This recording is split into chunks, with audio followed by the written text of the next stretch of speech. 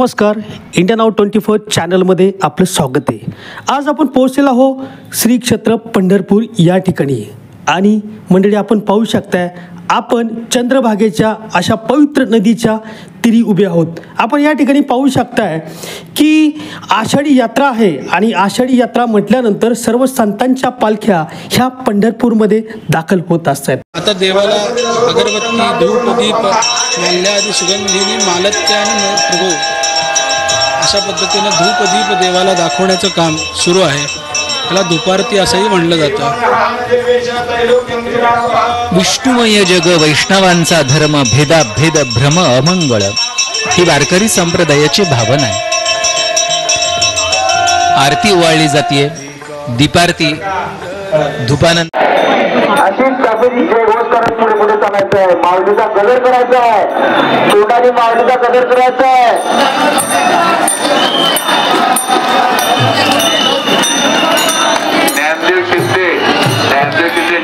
पाहू शकता प्रचंड अशी गर्दी या ठिकाणी होत आहे आणि आज वारकरी असं म्हटलं जातं की वाटसावी ज्ञानेश्वरी डोळा पहावे पंढरी शिंदे साहेबांनी जी लाडकी बहीण योजना केलेली आहे त्या योजनेबद्दल काय वाटतं तुम्हाला? इथं त्यांची सुविधा पंढरपूरमध्ये सरकारकडनं कशी आहे? चांगले आहे बाबा। आणि हे वक्त्यानं बी असंच लक्ष ठेवावं, लाडक्या बहिणी पण असेल ठेवत्याल्या सगळ्यांनी सांगितलं, पण लाडक्या बहिणीनं तू वाघ मोठा केला हो। आणि असंच त्याला लक्ष ठेवा, तू डोई बरत राहतो का नाही बघत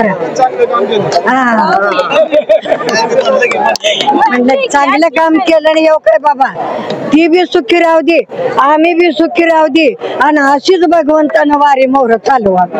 बस बस आता पाय थकलं पण मन राहत नाही, येवच वाटत माहेराला। ही माहेर आहे संतांचं।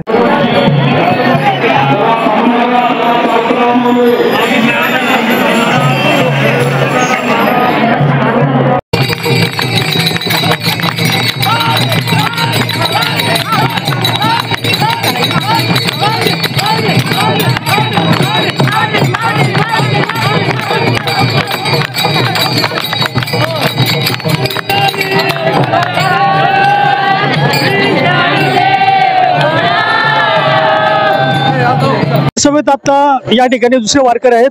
बाबा तुमचं नाव काय? आमचं नाव रमेश। कुठून आलात? आम्ही नागपूर जिल्हा कन्याडोर गाव। आणि पंढरपूरमध्ये आल्यानंतर काय वाटतं? पंढरपूर आल्यानंतर खूप आनंदी आनंद आहे। काय सांगाल? आळंदीवरून तुळस पंढरपूरमध्ये पोहोचलेली आहे, काय भावना या ठिकाणी? अतिशय धन्यता वाटते। महत्वाचं त्या तुळशीमुळं आज मी पण इथं पंढरपुरामध्ये पावनभूमीमध्ये पवित्र झाले आणि इथं तुळशीला पाणी घालून मलाही फार धन्यता वाटते। आमची तुळस माऊली इथपर्यंत पोहोचली ना, आता इथून परत ते आळंदीला जाणार आहे। एक हे पूर्ण झाले, एक परिक्रमा पूर्ण झाल्याचा आनंद आहे। थँक्यू। अशीच काफी जय घोष करत पुढे पुढे चालायचं आहे। माऊलीचा गजर करायचा आहे, तोंडाने माऊलीचा गजर करायचा आहे।